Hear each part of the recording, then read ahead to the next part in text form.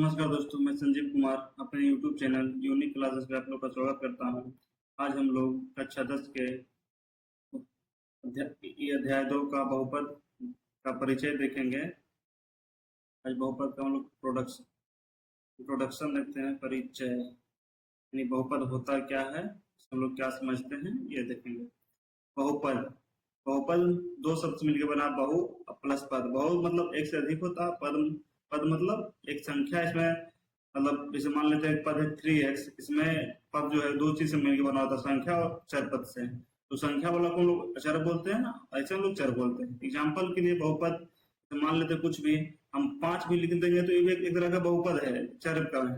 या 2x लिख दिए, या 2x स्क्वायर प्लस 4y लिख दिए, कुछ भी लिख देंगे।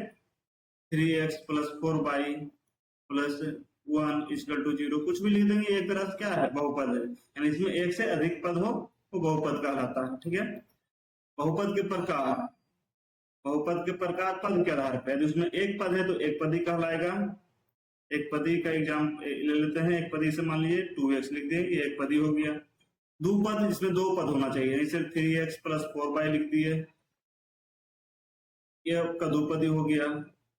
त्रिपद, इसमें 3 पद होना चाहिए, लिख दिए x square plus 2x plus 1, ये देखिए त्रिपदी हो गया। बहुपद जिसमें 3 से अधिक पद होगा उसको बहुपद कहेंगे, मतलब कितना भी पद हो सकता है, जो 3 से अधिक पद होगा उसको बहुपद कहेंगे। ठीक है। अब क्या आता है, बहुपद का घात क्या होता है। तो चर की सबसे बड़ी घात को बहुपद का घात कहते हैं। हम क्या बताए, तो चर और अचर। चर होता है जिसे ये x, y, z, a, b, c, ये सब जो भी होता है ये चर होता है, और संख्या वाला अचर होता है। यानी जो चर का जो सबसे बड़ी घात होगा वही बहुपद का घात कहलाता है। ठीक है। आगे देखते हैं बहुपद का घात। तो हम यहाँ पर एक उदाहरण लिए हैं कि आपका जैसे 4x प्लस 2 है, इसका घात कितना होगा, तो हम देखेंगे चर क्या, इसमें x है, x का घात इसमें क्या है, 1 है, तो ये इसका घात 1 होगा।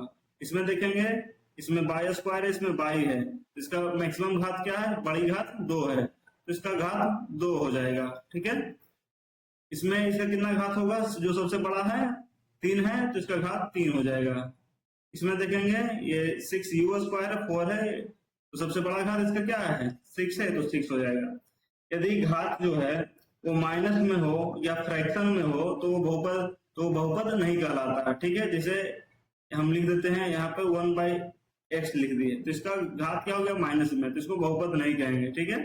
ये रूट में रहेगा, इसमें क्या फ्रैक्शन में है, इसको हम ऐसे भी लिख सकते हैं, इसे x पर पावर 1/2 प्लस 5 लिखा हुआ है, ये भी एक तरह से क्या है, बहुपद नहीं है। तो ध्यान रखने बात, नोट में ये ध्यान रखिएगा, यदि घात जो है नेगेटिव या भिन्न में हो तो वो बहुपद नहीं होता है। बहुपद के प्रकार घात के आधार पर, यदि उसका घात एक घात होगा तो उसको रैखिक बहुपद कहते हैं। द्विघात होगा तो उसको द्विघात बहुपद कहते हैं। तीन घात होगा तो त्रिघात बहुपद कहते हैं। ठीक है। जैसे ये लिख दिए 2x प्लस 3y बराबर 0, तो ये इसमें इसका घात क्या है, 1 है, तो ये एक घाती होगा। x square plus 4x plus 5 बराबर लिख दिए 0, इसमें घात इसका क्या है, 2 है, तो ये द्विघाती हो जाएगा।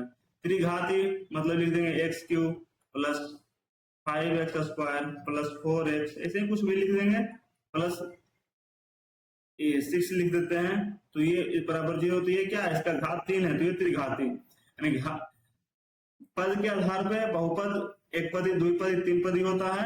अब घात के आधार पे वो एक घाती, द्विघाती। घात किसे पता चलता है, जो चर का सबसे बड़ा घात हो, चर पे जो सबसे बड़ा घात होता है वो बहुपद का घात होता है। ठीक है। अब हम आगे देखते हैं बहुपद के शून्यक। बहुपद के शून्यक, चर का वह मान जो बहुपद को शून्य कर दे, उसे मान को बहुपद का शून्यक कहा जाता है। जैसे हम एग्जाम्पल ले लेते हैं, जैसे मान लीजिए एग्जाम्पल हम लिया हुआ है 2x प्लस 4, तो ये x का क्या मान रखे जो इसको शून्य बना दे, तो x बराबर रख दिया हम -2 रखेंगे तो इसको क्या बना देगा, शून्य बना देगा। रखेंगे 2 दूना 4, -4 बराबर +4 क्या 0। तो यानी इसका जो घात ये शून्यक होगा वो क्या होगा, -2 होगा। ठीक है, यानी बहुपद का घात जो, और एक पॉइंट रखना है, जो बहुपद का घात जितना घात रहेगा उसके शून्यकों की संख्या उतना ही होगी। यदि द्विघाती बहुपद है तो उसका 2 शून्यक होगा, त्रिघाती बहुपद है तो उसका 3 शून्यक होगा। ठीक है, अब आगे देखते हैं कि बहुपद के शून्यकों की ज्यामितीय अर्थ क्या होता है। एक बहुपद p ऑफ x के शून्यक उन बिंदुओं के x निर्देशांक होते हैं जहां y बराबर p ऑफ x का ग्राफ x अक्ष को प्रतिच्छेद करता है। यानी कहने का मतलब है कि शून्यकों की संख्या बराबर होता है, जैसे मान लेते हैं ये आपका पढ़ेंगे, ये आपका कहलाता है x एक्सिस, ये इधर x डैश होता है, ये x होता है, ये y हो गया और ये y डैश, और ये आपका ओरिजिन होता है, ओरिजिन पॉइंट। ठीक है, तो ये जो x एक्सिस पे है, यदि कोई हम लोग बनाते हैं तो उसका ज्यामितीय ग्राफ बनाते हैं तो इस टाइप से यदि काटता है तो ये x को जितना बार काटेगा वो उसका उतना शून्य कहलाएगा। जैसे मान लीजिए यहाँ पर 1 बार काटा, 2 बार काटा, 3 बार काटा, 4 बार काटा, 5, 6, 7, 8, तो इसका शून्यकों की संख्या कितना होगा, 8 होगा। और यह काटे या छू के भी निकल जाएगा। जैसे मान लीजिए यहाँ पे ये यहाँ से एक छू के निकल गया, फिर इधर आया, फिर यहाँ से छू के निकल गया, यानी 2 बार छू के निकल गया तो इसका शून्यकों की संख्या कितना होगा, 2 होगा। उसी तरह से हम उदाहरण लिए हैं कि यहाँ पे क्या है, एक बार इसको x एक्सिस को काटा है तो इसका शून्यकों की संख्या क्या होगा, 1 होगा। इसको कितना बार काटा है x एक्सिस को, 2 बार काटा है तो इसका शून्यकों की संख्या क्या होगा, 2 होगा। इसको कितना बार काटा है बताइएगा आप लोग कमेंट में। इसका 1, 2 और 3 बार काटा है, इसको शून्यकों की संख्या 3 होगा। इसको x एक्सिस पे कितना बार काटा है, 1 बार, तो इसका शून्यकों की संख्या 1 होगा। इसको कितना बार एक बार छू के गया है तो इसका शून्यकों की संख्या 1 होगा। इसको कितना बार काटा है, 1, 2, 3, 4 बार, शून्यकों की संख्या कितना होगा, 4 होगा। यदि मान लीजिए कभी ऐसा भी कंडीशन हो कि इसको x एक्सिस को काटे नहीं, ऐसे ही निकल जाए, तो इसमें शून्यकों की संख्या क्या होगा, 0 होगा। ठीक है, आगे देखते हैं। आगे एक पॉइंट है कि द्विघात या त्रिघात बहुपदों के ग्राफ खींचना विद्यार्थियों के लिए अपेक्षित नहीं है और इनका मूल्यांकन से संबंध नहीं है। मतलब जितना भी हम लोग ग्राफ पढ़ते हैं वो रैखिक बहुपद का ही होता है, द्विघाती त्रिघाती वो विद्यार्थियों के लिए अपेक्षित नहीं है, इसका मूल्यांकन संबंधित भी नहीं है।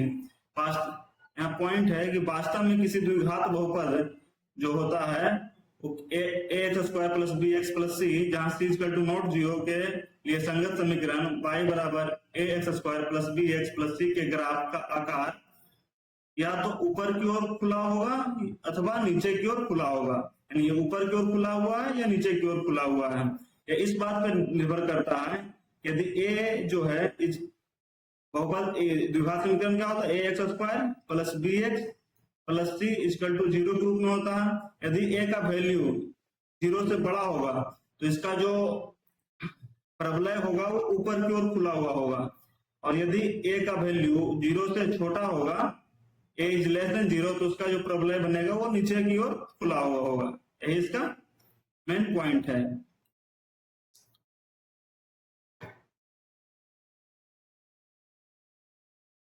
आगे देखते हैं कि बहुपद के शून्यकों और चर के बीच में संबंध क्या है। तो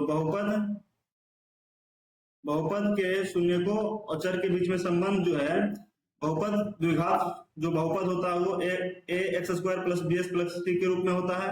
मान लीजिए इसका शून्यक अल्फा और बीटा है, तो अल्फा + बीटा बराबर होता है -b/a, और अल्फा × बीटा बराबर होता है c/a।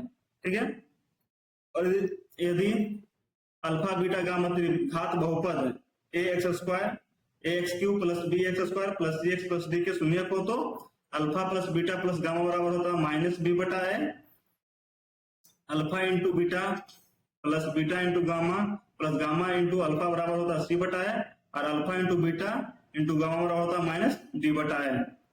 ठीक है,